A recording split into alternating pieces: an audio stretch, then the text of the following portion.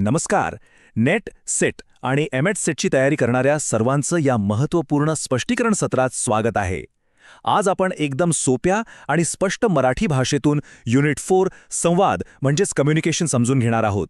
संकल्पना, व्यावहारिक उदाहरणे आणि काही भन्नाट ट्रिक्सच्या मदतीने आपण हा विषय कव्हर करणार आहोत, जेणेकरून तुम्ही नवशिक्षी असाल किंवा रिपीटर, तुम्हाला परीक्षेत पैकीच्या पैकी गुण नक्की मिळतील. चला तर मग लगेच सुरुवात करूया. आता आजच्या सत्राचा रोडमॅप काय असेल तर आपण पाहणार आहोत प्रभावी संवाद आणि 7 C's, त्यानंतर शाब्दिक आणि अशाब्दिक संवाद, आंतरसांस्कृतिक संवाद, गटसंवाद, गतिशीलता आणि शेवटी अतिशय महत्त्वाचा असा वर्गखोलीतील संवाद. अगदी परीक्षेच्या पॅटर्ननुसारच आपण पुढे जाणार आहोत. तर सुरू करूया आपल्या पहिल्या भागापासून, प्रभावी संवाद आणि त्याचे 7 C's. इथे फक्त शब्द नाही तर एकमेकांना समजून घेणं जास्त महत्त्वाचं असतं. हे संवाद प्रक्रियेचं चक्र बघा. हे अगदी सेंडर म्हणजे संदेश पाठवणाऱ्यापासून ते रिसिव्हर म्हणजे संदेश प्राप्त करणाऱ्यापर्यंत कसं फिरतं ते स्पष्ट करतं. पण या चॅनलमध्ये नॉईज किंवा गोंधळ अडथळा आणू शकतो, जसं की महत्त्वाच्या फोनवर असताना अचानक आलेला ट्रॅफिकचा मोठा आवाज. म्हणूनच आपला संदेश समोरच्याला अगदी तसाच समजलाय की नाही याची खात्री करण्यासाठी फीडबॅक घेणं अत्यंत गरजेचं असतं. आता परीक्षेच्या दृष्टीने हमखास गुण मिळवून देणारी 7CS ही भन्नाट ट्रिक पाहूया. ही एक अशी चेकलिस्ट आहे जी गैरसमज पूर्णपणे टाळते. क्लॅरिटी म्हणजे स्पष्टता, लॉजिक म्हणजे तर्कसंगती, एम्फेसिस किंवा संक्षिप्तता, ॲक्युरेसी म्हणजेच अचूकता, रिलेव्हन्स किंवा सुसंगतता, कंप्लीटनेस म्हणजे परिपूर्णता आणि कर्टसी म्हणजे सौजन्य. परीक्षेत थेट यावर प्रश्न येतात, त्यामुळे ही 7 अक्षरांची ट्रिक अगदी पक्की डोक्यात फिट करून ठेवा. चला आता वळूया भाग 2 कडे, शाब्दिक आणि अशाब्दिक संवाद. म्हणजेच आपण आपला संदेश प्रत्यक्ष कसा व्यक्त करतो ते आता आपण पाहणार आहोत. शाब्दिक संवाद म्हणजे काय तर समोरासमोर किंवा फोनवर बोलणे, जी खूप जलद असतं. पण एक अतिशय आश्चर्यकारक आणि रंजक गोष्ट तुम्हाला माहितीये का?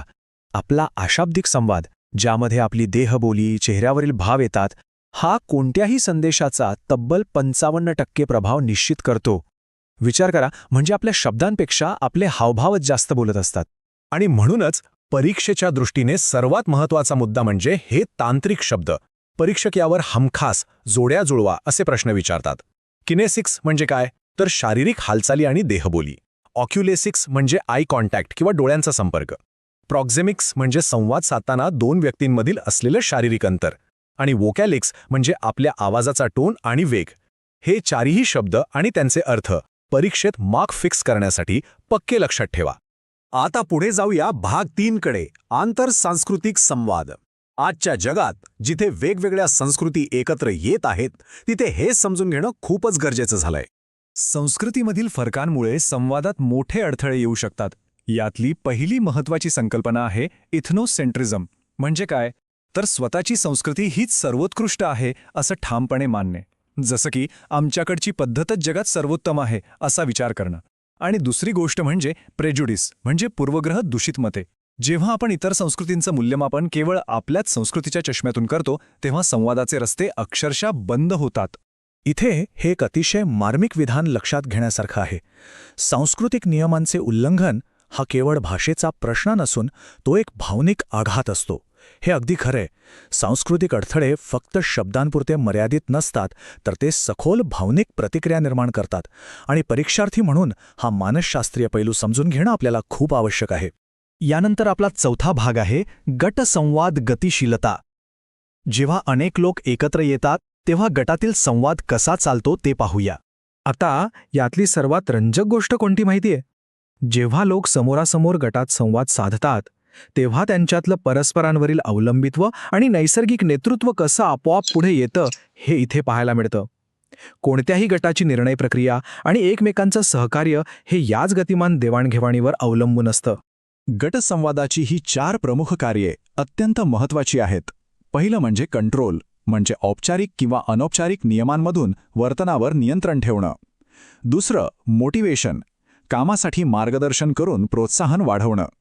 तिसरं इमोशनल एक्सप्रेशन, गटात काम करताना येणारी निराशा किंवा आनंद मोकळेपणाने व्यक्त करणं. आणि चौथं इन्फॉर्मेशन, योग्य निर्णय घेण्यासाठी अचूक माहितीची देवाणघेवाण करणं. ही 4 कार्ये जर तुम्ही एका उदाहरणाशी जोडून लक्षात ठेवली तर बहुपर्यायी प्रश्न सोडवणं एकदम सोपं होऊन जाईल. आता आपण आलो आहोत आपल्या अंतिम आणि परीक्षेच्या दृष्टीने सर्वाधिक विचारल्या जाणाऱ्या टप्प्यावर.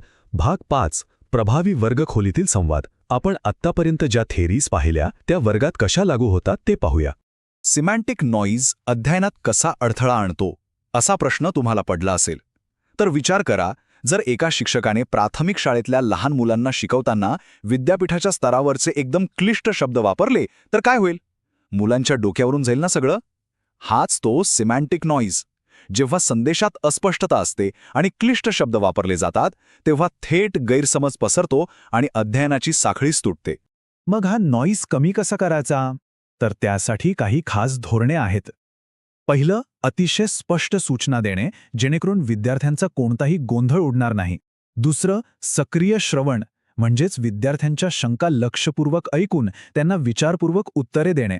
आणि तिसरं, आश्वासक अशाब्दिक संकेत जसं की शिकवताना योग्य तो आय कॉन्टॅक्ट आणि हावभाव वापरणे. यामुळे विद्यार्थी कंटाळत नाहीत आणि वर्गखोलीतलं वातावरण एकदम जिवंत आणि संवादात्मक बनतं. तर या संपूर्ण स्पष्टीकरणाचा सार काय? 7 C's पासून ते सिमेंटिक नॉईजपर्यंतचे हे सगळे बारकावे आणि संकल्पना अगदी मुळापासून समजून घेणं हाच युनिट 4 मध्ये पैकीच्या पैकी गुण मिळवण्याचा सर्वात मोठा शॉर्टकट आहे. या सर्व गोष्टींचा एकत्रित विचार करून तयारी केली तर नेट किंवा सेट परीक्षेत तुमचं यश 100% निश्चित आहे. आता जाता जाता फक्त एका प्रश्नावर नक्की विचार करा. उद्या जेव्हा तुम्ही प्रत्यक्ष वर्गात किंवा एखाद्या मोठ्या गटात संवाद साधाल तेव्हा तुमचे अशाब्दिक संकेत नेमका कोणता संदेश देत असतील? याच महत्त्वाच्या विचारासह आजचं हे स्पष्टीकरण सत्र आपण इथेच थांबूया. खूप खूप धन्यवाद आणि परीक्षेसाठी शुभेच्छा.